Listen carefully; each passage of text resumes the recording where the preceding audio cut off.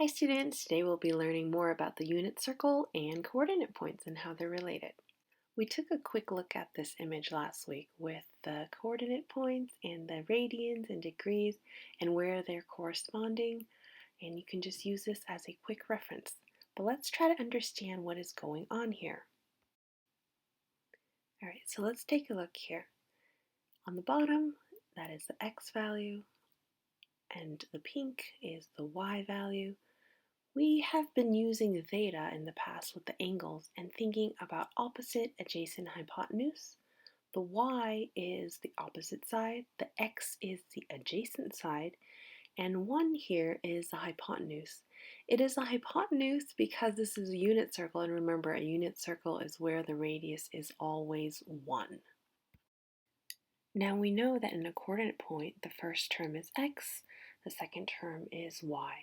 But how do we figure out what x is and what y is? Well, we have to use the angle theta to help us. Remember, y is the opposite side and x is the adjacent side.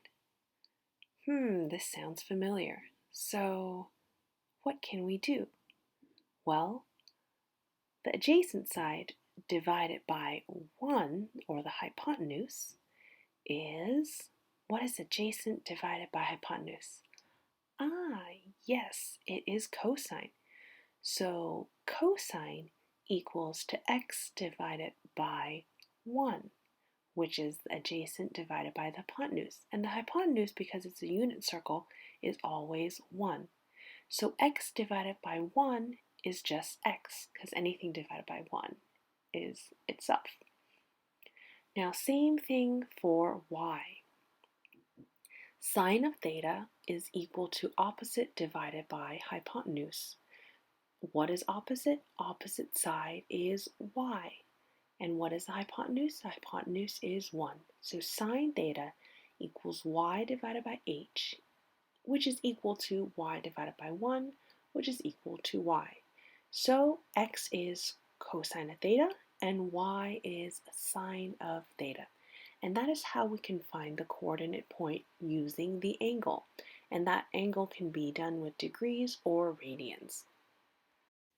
And just so you know, if we connect the triangle here with a 90-degree at that point, the coordinate point, that line there is tangent. If you want to do this for extra credit during your explanation quiz this week, you can answer this question instead of any question that I ask you, and I'll give you extra credit if you could explain to me why that side is tangent. Okay, now how do we use this to help us solve problems?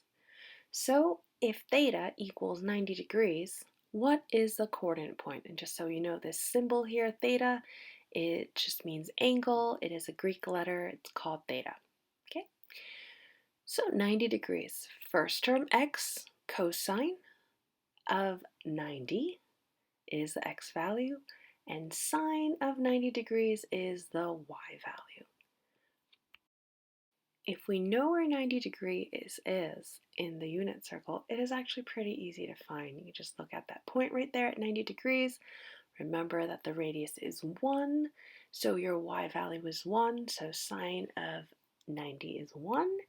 And cosine, well, the x value of 90 is 0, because that point there is 0. For some other problems, it might just be easier to use Desmos. Just remember to make sure you are in degrees mode and not radians mode when you do this. Type in cosine of 90 and then type in sine of 90, and you will get 0 and 1, which is the coordinate point. So now let's try an example where it is in radians. So if theta equals 3 pi over 2, what is the coordinate point?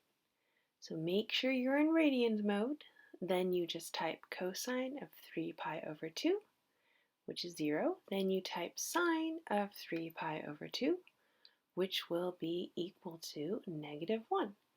And if you notice, 3 pi over 2 is actually just 270 degrees right there at that point. And the same thing, the coordinate point, the x value is 0, the y value is -1. So we solved it. Cosine of 270, or cosine of 3 pi over 2 is 0, And sine of 3 pi over 2, or 270, is -1. Once again, be very careful. Check your calculator, make sure it's radians or degrees and matches the problem. If it's radians or degrees, if not, you'll get the wrong answer. All right, off to our last practice problem. If the coordinate point is 15 over 17 and 8 over 17, what is tangent of theta? Remember, the x value is cosine of theta and the y value is sine of theta. So 8 over 17 is sine of theta and 15 over 17 is cosine of theta. Now, do you remember what tangent is? Tangent is opposite divided by adjacent.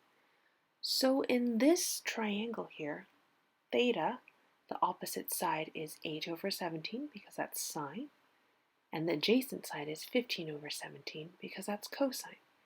So tangent of theta is equal to 8 over 17 divided by 15 over 17. And if we simplify that, we'll have 8 over 17 multiply to 17 over 15, because when you divide, you can multiply by the reciprocal. The 17's cancel, and we will be left with 8 over 15.